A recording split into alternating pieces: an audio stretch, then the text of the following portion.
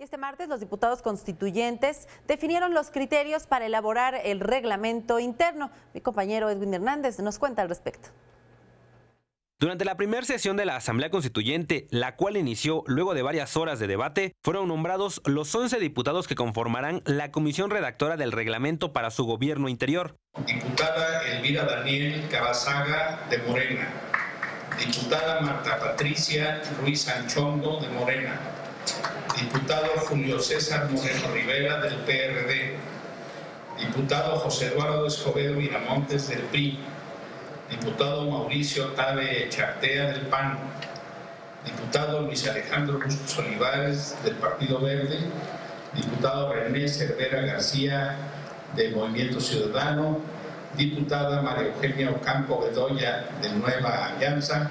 Y el diputado José Andrés Millán Arroyo, del Partido Movimiento Social.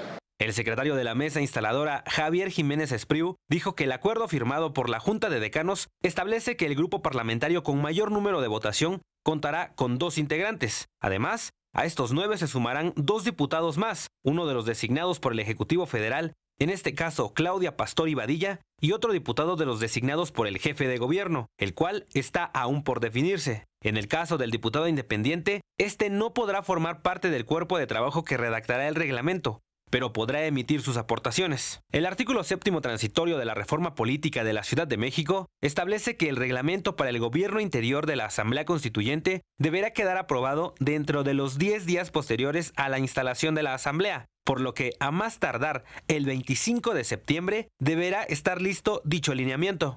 Sergio Villanueva en las imágenes, Edwin Hernández, 21 Noticias.